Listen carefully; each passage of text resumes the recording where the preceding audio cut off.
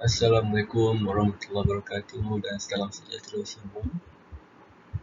Apa khabar? Semoga masih bersemangat dan sihat di samping keluarga yang tercinta. Hari ini kita akan lihat tajuk Pusaka Bangsa Bahasa Melayu tahun 4 halaman 72. Cikgu harap semua bersedia dengan bahan pembelajaran masing-masing di rumah.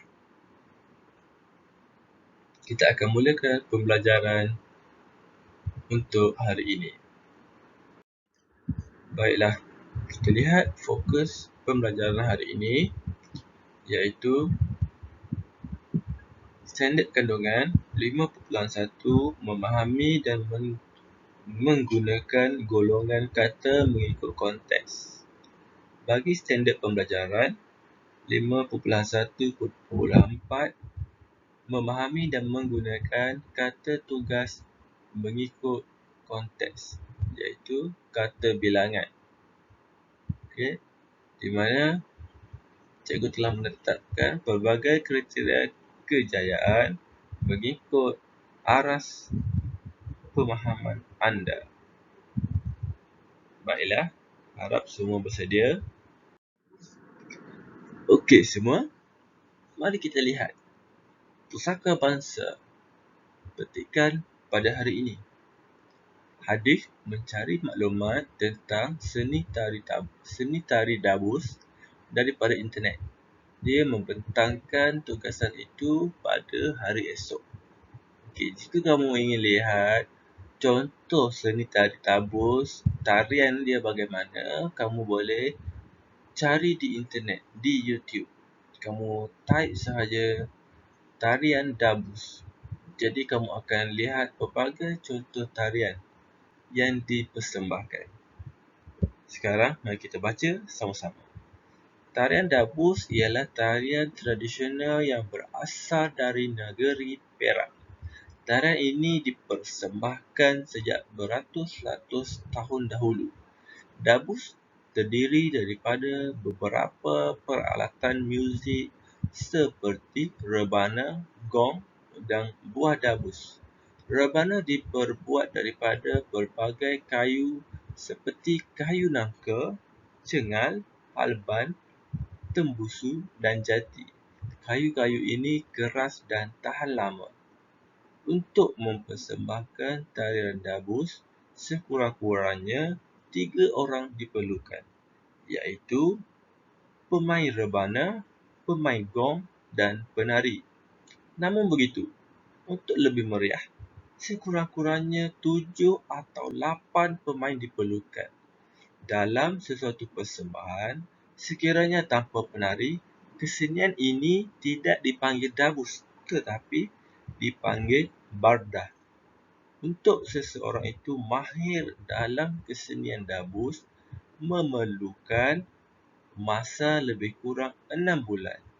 Namun begitu, seseorang yang berlatih menari memerlukan masa lebih kurang sebulan sahaja. Setiap pemain dabus perlu pandai memainkan semua alat muzik dan pandai menari. Hal ini dikatakan demikian bagi memastikan masalah mencari pengganti tidak timbul dan mengganggu kelancaran persembahan. Dabus merupakan tarian tradisional yang unik.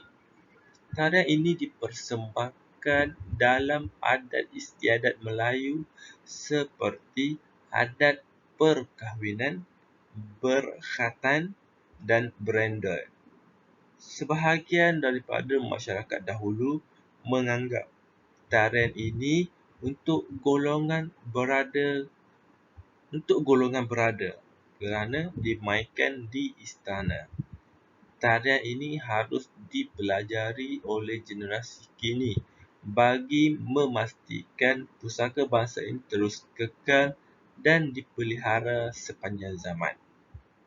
Okey, maksud golongan berada di sini adalah golongan yang kaya. Okey, golongan berada.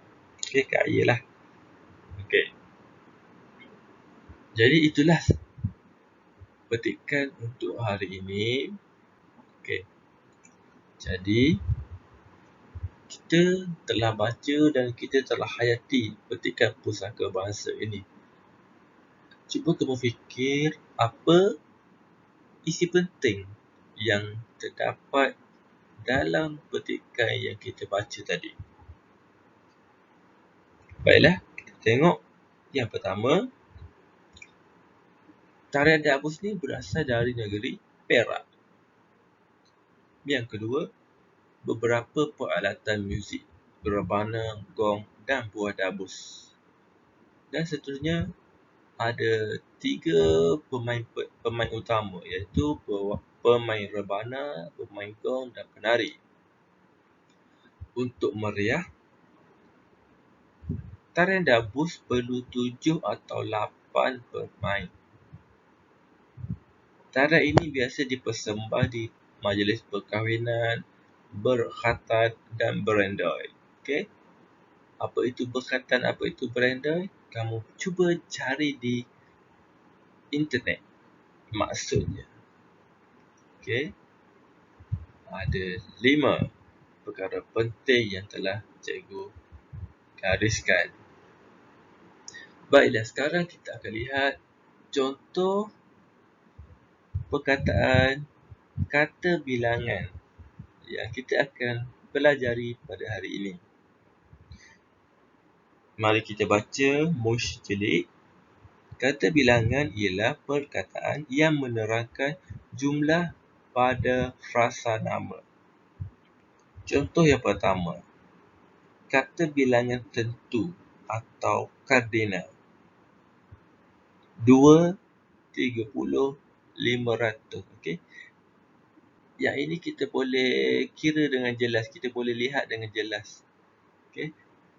Yang kedua, kata bilangan tak tentu.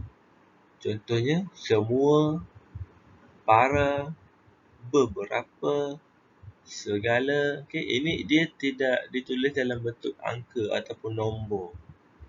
Kata bilangan himpunan.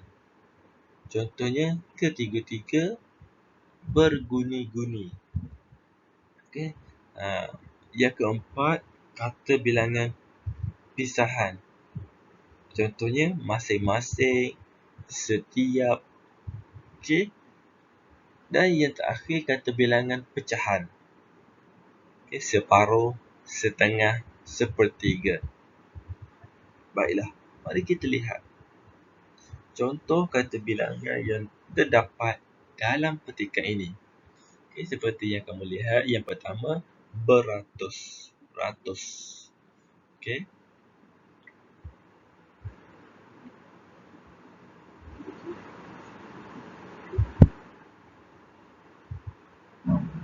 Yang kedua, beberapa. Pelbagai. Sekurang-kurangnya. 3.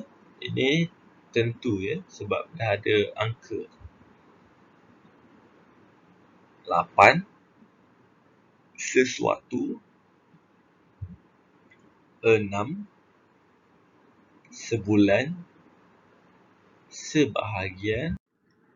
Cikgu akan terangkan sekali lagi maksud kata bilangan. Okey, kita lihat pada gambar yang berwarna biru ini, kotak biru ini.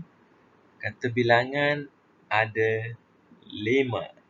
Okey, yang pertama kardinal ataupun tentu, tak tentu, himpunan, pisahan dan pecahan. Okey, kamu boleh lihat contoh yang telah diberikan. Bagi kata bilangan tentu, 10, 2, 30,000. Okey. Tentu ni bermaksud jelas. Okey. Kamu boleh hitung dengan jelas. Okey, bagi tak tentu, contoh seperti yang telah diberikan. Okey, tak tentu maksudnya dia berubah-ubah. Para, semua, banyak, kebanyakan, segala, berbagai-bagai, setengah-setengah. Okey, itu contohnya. Bagi himpunan, okey, bertiga-tiga, berpuluh-puluh, Okey, dia macam berhimpun lah. Okey, kalau pisahan ni dia macam asing-asing. Setiap, masing-masing, tiap-tiap. Okey, dan yang terakhir pecahan. 1/5 ni pecahan lah, pecahan. Okey, pecahan lah. Pecah kepada berapa-berapa sebahagian. 1/5. Okey, sesuku. Macam tu. Pada paparan ini, cikgu perincikan kata bilangan yang kita pelajari hari ini dalam 3 kotak utama, iaitu jenis kata keterangan, penerangan dan ayat contoh. Okey, cikgu bacakan yang pertama, kata bilangan tentu ataupun kardinal. Okey, kata bilangan yang telah ditentukan jumlah atau bilangannya. Okey, contoh 1, 3, 6, 10, 300, 8,000, 6 juta. Okey, contoh ayatnya boleh baca di sebelah kanan. Okey, bagi kata bilangan tak tentu, kata bilangan yang tidak diketahui jumlahnya ataupun bilangannya. Kata bilangan himpunan. Kata bilangan himpunan asalnya ialah kata bilangan tentu, tetapi digandakan dan ditambah dengan imbuhan ke dan ber. Okey, kamu lihat contohnya berpuluh-puluh, berjam-jam, ketiga-tiga, ke-8-8. Yang keempat, kata bilangan pecahan. Kata bilangan pecahan yang berbentuk pecahan. Contoh, setengah. Okey, ini pecahan lah macam cikgu cakap tadi. Okey, pecahan. Kata bilangan pisahan. Kata bilangan yang digunakan untuk membilang sesuatu secara berasingan. Okey, seperti contoh yang cikgu tunjuk tadi. Kamu boleh tengok ayat yang telah diberikan. Okey. Baiklah, sekarang tugasan untuk hari ini adalah membina 5 ayat menggunakan kata bilangan yang telah kita pelajari sebentar tadi. Okey, cikgu minta kamu tulis tugasan ini dalam buku nombor 1. Tulis hari dan tarikh, tajuk dan arahan tugasan. Seperti yang kamu lihat pada kotak yang berwarna putih ini. Kamu boleh pilih contoh-contoh kata bilangan yang kamu ingin bina ayat. Okey, ini cuma contoh sahaja. Cikgu pilih 5 contoh kata bilangan. Okey, kamu boleh pilih sendiri pada kotak musi cilik ataupun pada slide-slide yang sebelum ini. Okey, contoh kalau kamu tak nak 30, kamu boleh buat 500. Kalau kamu tak nak beberapa, kamu boleh pilih segala. Kamu boleh pilih semua. Okey, kalau kamu tak nak berguni-guni, kamu boleh ketiga-tiga. Okey, kamu boleh tukar mengikut jenis kata bilangan yang telah kita bacakan tadi. Okey. Bina 5 ayat yang lengkap dan gramatis. Okey. Tugasan mudah saja. Cikgu harap kamu dapat buat dengan baik. Okey.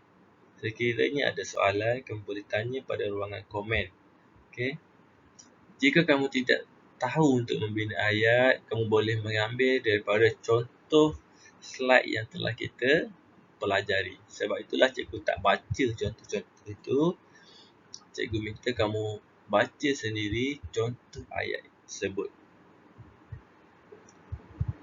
Akhir sekali, orang yang malas berusaha selalunya akan rajin mengeluh dan mengutuk. Orang yang rajin berusaha pula selalunya malas hendak mengeluh dan pastinya malas hendak melayan orang yang kuat mengutuk. Okey, maksud di sini kita perlulah rajin berusaha dan kita janganlah suka mengeluh dan malas untuk membuat sesuatu pembelajaran.